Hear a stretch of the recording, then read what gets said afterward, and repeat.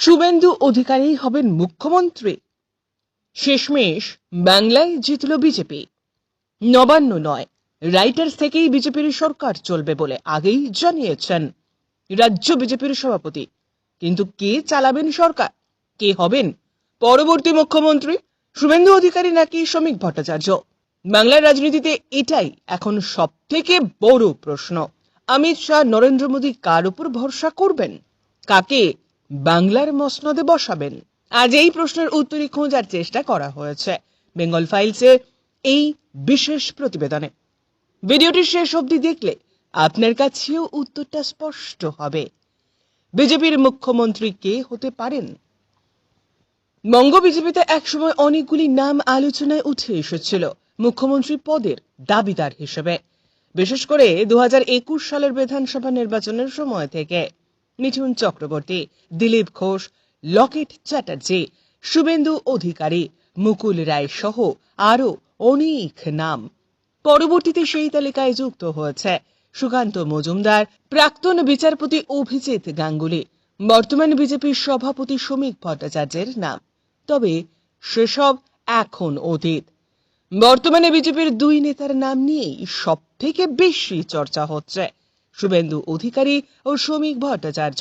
200-র বেশি আসনে বিজেপি জয়ী হওয়ার পর বিজেপির মুখ্যমন্ত্রীর মুখ হিসেবে এই দুজনের নামই সব থেকে বেশি আলোচিত হচ্ছে, যার মধ্যে একজন মমতা ব্যানার্জিকে দুবার হারিয়েছেন, অমিত শাহের ঘনিষ্ঠ, বিরোধী দলনেতার পদে ছিলেন, অন্যজন রাজ্য বিজেপির সভাপতি পদে আছেন এবং আরএসএস ঘনিষ্ঠ।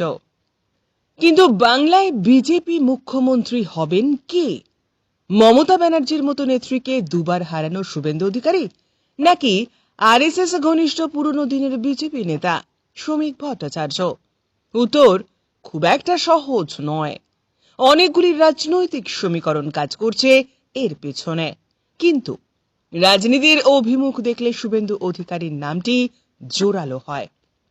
কারণ প্রথমত, শুভেন্দু অধিকারী এবারেও মমতা ব্যানার্জির বিরুদ্ধে লড়াই করেছেন, 15,000-এরও বেশি ভোটে জিতেছেন। তিনি নন্দীগ্রামেও বিপুল মার্জিনে জিতেছেন। বিজেপি নেতারা তো বলেই দিয়েছেন ভবানীপুরে যে জিতবে তিনিই হবেন মুখ্যমন্ত্রী।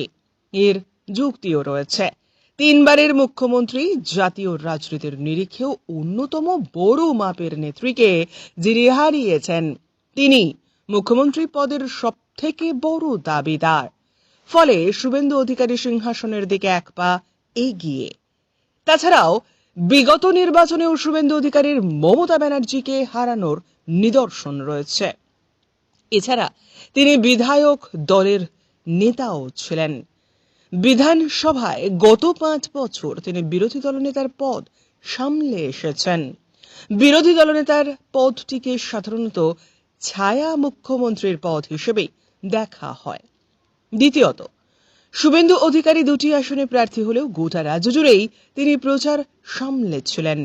প্রার্থী হয়ে শুধু নিজের কেন্দ্রেই আটকে ছিলেন তা নয়, তিনি রাজ্যের বিভিন্ন প্রান্তে ঘুরে বেরিয়েছিলেন বিজেপি প্রার্থীদের জয়ী করার জন্য, কারণ তার কাঁধে সেই দায়িত্ব দলের তরফে তুলে দেওয়া হয়েছিল। এছাড়াও শুভেন্দু অধিকারী অমিত শাহের খুবই ঘনিষ্ঠ। শাহের হাত ধরেই বিজেপিতে যোগদান করেছিলেন তিনি। হিন্দু ভোট একাট্টা করতে শুভেন্দু অধিকারীর একটি বড় রাজনৈতিক ভূমিকা আছে। তিনি পরিশ্রমী নেতা। গোটা রাজ্য জুড়ে তিনি কর্মসূচি নেন। গোটা রাজ্যেই তার ব্যাপক জনপ্রিয়তা আছে। অন্যদিকে শ্রমিক ভট্টাচার্য গোটা রাজ্য জুড়ে প্রচার সেরেছিলেন।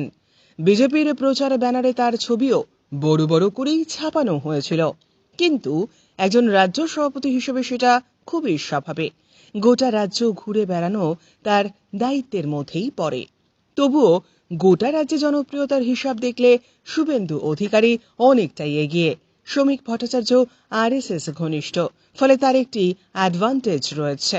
কিন্তু বিভিন্ন রাজ্যের উদাহরণ দেখলে বোঝা যায় অন্য দল থেকে আসা নেতাদেরও মুখ্যমন্ত্রীর পদে বসিয়েছে বিজেপি, যার জলজান্ত উদাহরণ আসামের হেমন্ত বিশ্ব শর্মা।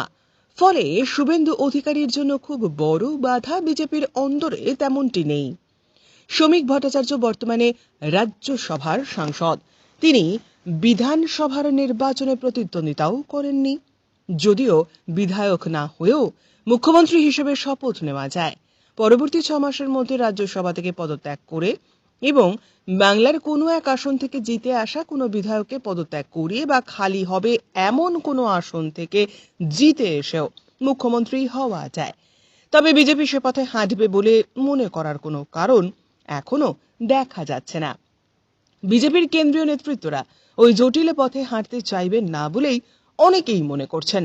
বরং জিতে আসা বিধায়কদের মধ্যেই কাউকে মুখ্যমন্ত্রীর পদে বসানোর সম্ভাবনা প্রবল। বাংলায় এবার বিজেপির কোন নেতা মুখ্যমন্ত্রী হবেন বলে আপনার মনে হচ্ছে কমেন্ট করে অবশ্যই জানাবেন। এবং এই প্রতিবেদনটি ভালো লাগলে লাইক করে শেয়ার করতে ভুলবেন না। বেঙ্গল ফাইলস চ্যানেলটি সাবস্ক্রাইব করে আমাদের সাথে থাকবেন। ধন্যবাদ।